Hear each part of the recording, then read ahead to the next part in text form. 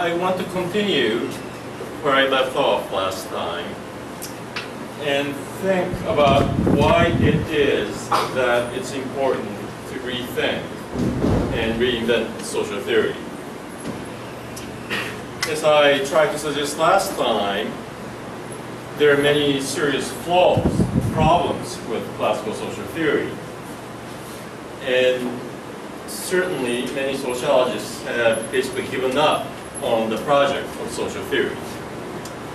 And broadly speaking, I would say that there are two different paths, two different ways in which people have tried to put study of social phenomena on much more rigorous footing. I'll just summarize them as deductivism and inductivism. Essentially what they are is they represent two different epistemologies, two different ways of knowing. That is to say, two different ways in which we can establish our knowledge and think them legitimate, credible, convincing. The first way, deductivism, essentially argues that we know something is true because we deduce things logically. So what is great about this way of approaching is that it's coherent. As long as you can give a logical narrative, a coherent narrative, then you know that it must be true. And there are many examples. I'll talk about this more. The other way, which is much more commonsensical, is to look for correspondence between whatever statements you want to make about the world and the world itself. So you know what you're saying is true because you see in the world at large what you have argued orally or in writing. That is to say, there's correspondence between what you say and what is out there in the world. So let me elaborate just a bit more.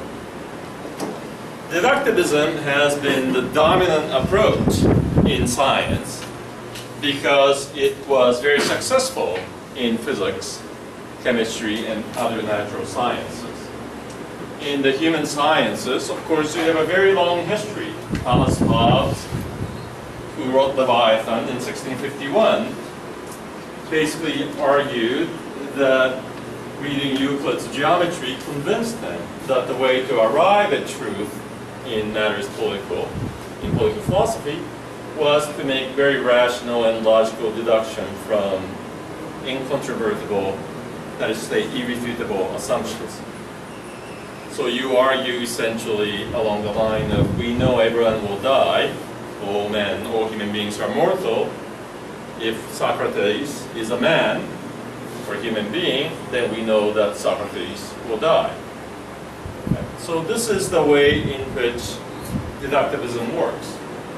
You make essentially a series of assumptions which you believe to be irrefutable, either that human beings are mortal, we are rational, we love power, whatever, and make a chain of logical deductions. And this has a wonderful virtue that it can rely on a sense of certitude. We know that we're on very solid ground. Descartes, who probably formalized this way of thinking most convincingly in Western philosophy, has a very interesting argument. Essentially, he says that what went on before, what other philosophers and thinkers have said, form kind of a jungle, right? Kind of a series of weeds. And he thinks that they are wrong, and what we need to do is to clean up, sweep away all the nonsense that's been written, and he will begin anew with some incontrovertible assumption, namely that, in his case, I think, therefore I am. So this is a very powerful approach. You rest on very solid ground of these assumptions which are very hard to refute. Who really want to believe that we will live forever? Who want to argue that we are irrational? Who wants to argue that we human beings don't love power? And from these assumptions, various people, economists, for example, neoclassical economic theory, rational choice in political science, and so on, have tried to create a true science of human affairs. The problem with deductivism is, of course, that everything depends on the initial assumption.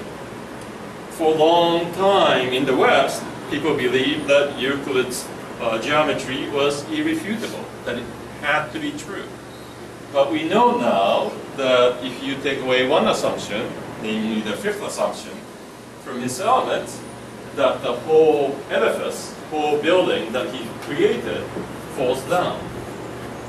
Similarly, with economics, if you truly believe that human beings are not utility maximizing individuals, then the whole model, the theory you created, begins to look very shaky. Similarly, in rational choice theory in political science, once you take away the assumption of rationality, then the theoretical program seems very problematic. So one way in which deductivism has faced many critics is precisely because the assumption with which whoever begins does seem questionable. So the whole building that rests on this foundation seems very shaky. Second and related assumption or criticism is that it becomes a form of dogmatism. That is to say, it becomes some form of religion. If you truly believe that Jesus died but was reborn 3 days after, then you have the basis of Christian belief upon which many other seemingly hard to believe ideas are built. All religion, of course, begin with a whole set of assumptions that there is one God in the case of monotheistic religions like Christianity, Islam, and so on, or a set of philosophical assumptions, for example, in Buddhism, about Four Noble Truth, the source of suffering comes from a desire, and so on. So science becomes suspiciously like religion. And just as much as we find many religious beliefs problematic, if you're not a believer, a lot of scientific theoretical programs seem to fall under the same set of criticism, that it's simply a dogmatic belief that's only good for believers and not for others. And so it's not surprising that many of these sciences, many of these theories that depend on deductivism tend to be very authoritarian in practice. If you take Introduction to Economics, you must believe that utility maximizing individual is the foundation and that it's basically true. If you don't believe it, you don't do very well in your economics class. You certainly cannot be an economics major until, of course, when science begins to give up on this assumption. Same with any number of deductivism. The last and most important criticism, however, is that there is always a disjuncture, a distance between what the theory suggests the world should be and, of course, what the world really is. And to bridge this distance, what usually happens is that what seems to be very neutral, objective, and scientific theory turns out to be deeply prescriptive. That it becomes a statement about the way not the world is, but the way the world should be. So if you read a lot of economists, they will very often acknowledge that people are not always rational, that the world doesn't always work, the economy doesn't always work in the way the economists predict. And yet what happens is not that their assumptions are wrong or that their theory is wrong, but that rather the world should be different, that we should make the world more like what the theory suggests. So in the case of neoclassical economic theory, the world needs to be more of a free market. So assumption is held to be sacrosanct, it's considered to be solid, It's the world that's the problem, and it has to change. So these are some of the basic ways in which deductivism, I think, is quite problematic as the foundation of science. The other main approach is what I call inductivism. You essentially try to induce by finding data. And this seems profoundly scientific. If you read most textbooks on the scientific method, this is roughly what you get. You try to find correspondence between your propositions about the world and the world itself. So very often people who are inductivists claim that they don't begin with any assumptions, that they are in fact assumption-free, and that they're true scientists because they are neutral and objective in simply seeking to find correspondence between what the world is and certain statements about the world. And this is what scientific method amounts to. This idea of scientific method I find quite illusory. There's kind of an illusion to this scientism for one very simple reason, that the world is just a mess. It's a complex mess that we cannot possibly begin to make sense until we have categories and concepts. That is to say, it's impossible to begin any scientific investigation without certain assumptions. Without assumptions about what concepts are important, what categories are relevant, and so on. In a very influential philosophy book, Immanuel Kant's Critique of Pure Reason, he has a wonderful imagery of a bird flying in the air and thinking that if there were only no air, if there were no resistance, that the bird will be flying even faster. However, of course, as you all know, it's precisely because we have air that birds can fly. If there were no air, if there were no resistance, we would all be falling down. Similarly, concepts and categories, even though they seem like encumbrances, they're baggages that we should try to throw away, turns out to be that we need them, because without them, we cannot have the information that we want to carry with us. So inductivism, as appealing as it is in the initial sight, turns out to be completely uncredible as a way to approach a science.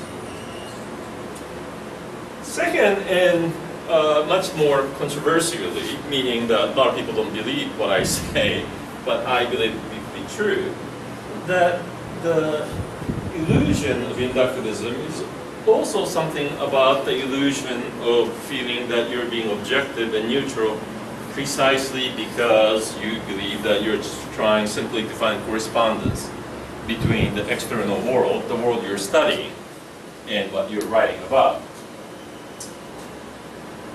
And the way to articulate this, I think, is simply to say that the world and our understanding of the world is profoundly shaped by ideologies.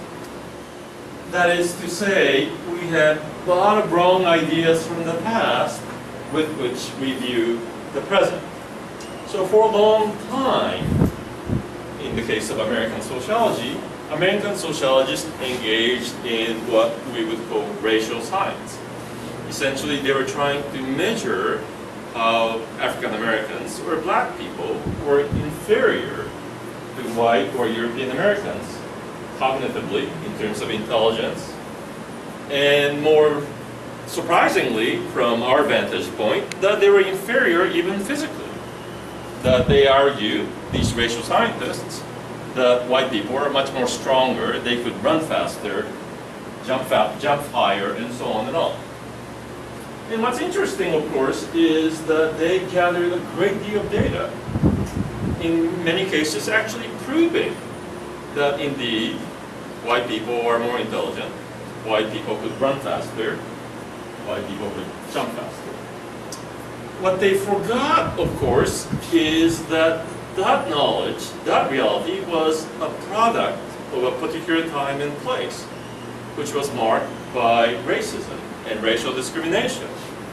Of course, if you don't provide education, people will not do very well on intelligence tests. We like to believe we can measure pure intelligence, but if you cannot read, if you cannot count because you didn't go to primary school, then you probably can't really take intelligence tests or get very, very low scores. Similarly, if you grow up in an environment where exercise was not part of your daily routine, it's not surprising that many black people didn't perform very well in terms of running speed or jumping height. Very often because of poor nutrition and poor environment, they were shorter, slower, and shorter than they should have been. That's one example, meaning that by trying to measure the present, you could end up generalizing what is only a particular fact into a general statement about two races, inequality between races, when in fact it's simply showing the effect of racism for racially unequal society. The other example I want to suggest is what if you don't actually have a category or concept? So for a long time, no one thought to research or count incidences of domestic violence, violence against women. It's only because of feminist movement in the US, Europe, and elsewhere that feminist scholars began to propose this as a topic for social research and began to count, of course, incidences of domestic violence. And over time, of course, the very definition of what is violent changed dramatically. 60 years ago, 50 years ago, even 40 years ago, people thought nothing of slapping, say, your wife, or having sex with your wife, even though she didn't want to, and thinking that this was perfectly normal. Now, of course, we think that it's horrible violence to hit people, your wife even, or to engage in sex with your wife. It becomes kind of a rape if she doesn't want to do it. Now, these have become common sense because of feminism, but until people changed their mind, the same phenomena didn't exist. They were certainly not counted. And there are many, many examples of this, of course, in social life. Simply that we don't think it's a serious issue, so we never count them. In the US, for example, there has been a great deal of interest in environmental issues, animal rights issues. And for a long time, what we took for granted became a problem. And people began to count them, study them, and so on. And in so doing, of course, the collective consciousness, at least the consciousness of people who get exposed to these ideas, changed, so much so that our very idea of what constitutes science, what constitutes violence changed, and thereby changed, if you will, the way we do science. So I hope that's clear, that if you are a true empiricist, inductivist, you actually do not have the equipment to make these adjustments and changes. That is to say, be critical about old assumptions, which may be very problematic, such as racism, or be open to the idea that there are social problems like domestic violence, which had not been studied before. So the third approach, which I will simply call pragmatism, actually tries to combine the virtues of the two. That is to say, it takes seriously the importance of making assumptions and making logical conclusions. At the same time, it takes seriously the importance of acknowledging and making sense of what does exist out there. But the third and most important element is that it also takes seriously the possibility of change, and that our knowledge is fundamentally socially shaped. Right? That is to say, it's part and parcel of scientific investigation actually to change the nature of reality that we study. By introducing, for example, the example I used, the concept of domestic violence, it changed the way people thought about the phenomena, and of course changed the pure empirical count, numbers of incidences of domestic violence. And pragmatism takes seriously precisely this interventionist or constructivist element in knowledge creation. When you create concepts, be it, say, discrimination against ethnic minorities, lesbians and gays, disabled people, it doesn't really matter. We change not just our way of thinking and our way of doing science, social research, but in so doing we end up changing the world. And pragmatism takes very seriously the possibility of intellectual intervention in the external world. Finally, I think pragmatism is the best way to do science, in part because it takes seriously the idea of corrigibility and accountability. Corrigibility simply means the ability to change. What I say is not true just because I say so, because I deduce from my assumptions, like deductivism. It's not necessarily true just because I counted the number of poor people, and so there must be X number of poor people. Rather, in part, this is created in part by convincing others, right, other scientists, other people, in becoming accountable for what you say. Not simply because you say so, not simply because you say you counted, but also because you were able to make an argument. Okay. So if this is the case, then there is an argument to be made, I think, about why we read classics. If you're a deductivist, you don't really care about reading classics, except as kind of cultural capital you gain.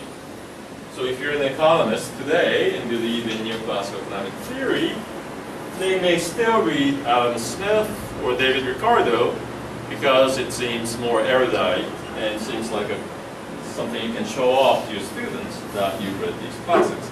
But in terms of doing science, it's irrelevant. It's irrelevant.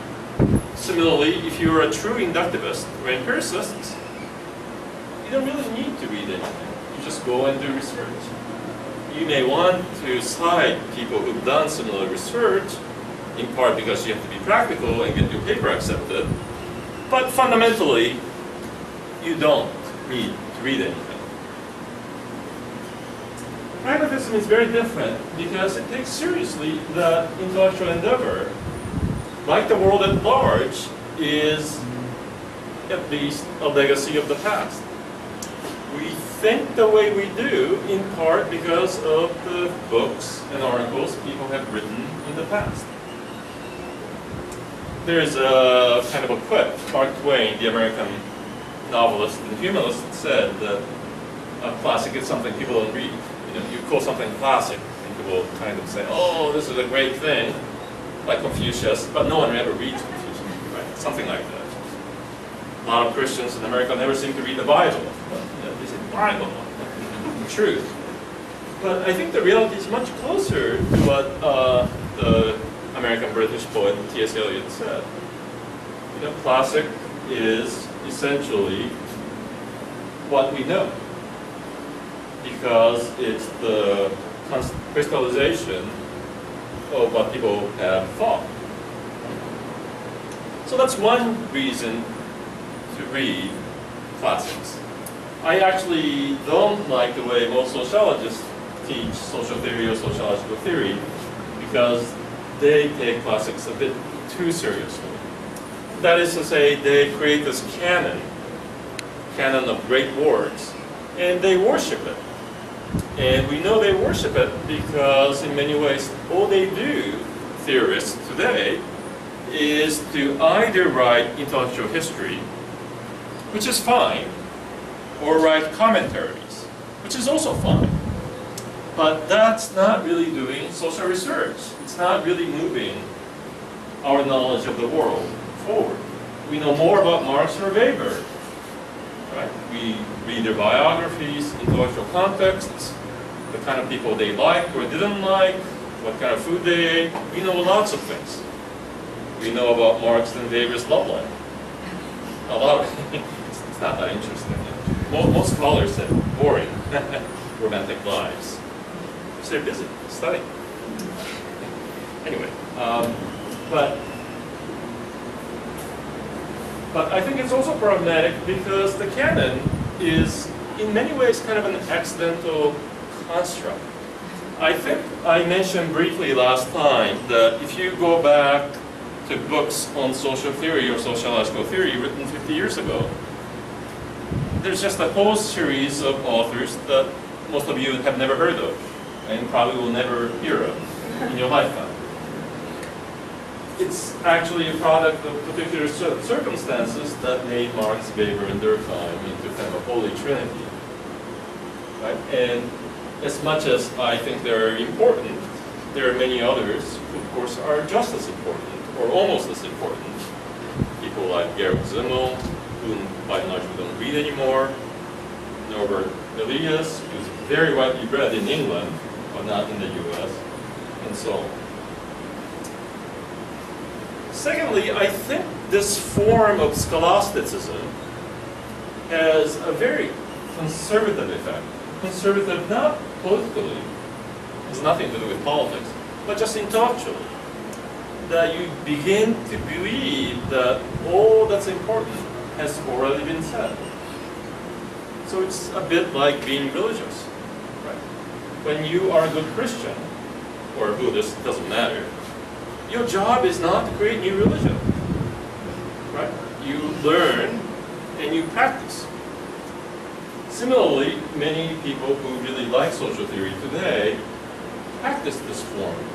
Rather than trying to do what Marx, Weber, or whoever did, that is to say, make sense of the world in which they live.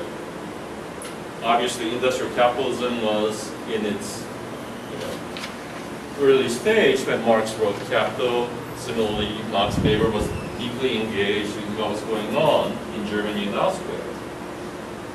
And yet people who really like them and revere them don't do what they did, but simply to read what they wrote again and again.